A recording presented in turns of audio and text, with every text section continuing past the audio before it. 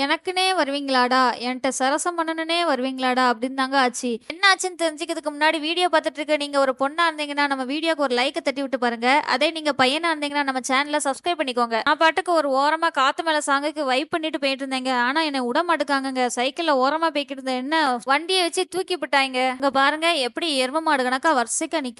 டேய் வழிய விடுங்கடா. அயோக்கிய ராஸ்கல்களா. அப்பாடா அவங்க கிட்ட இருந்து ஒரு வழியா தப்பிச்சாச்சுங்க. ஐயையோ!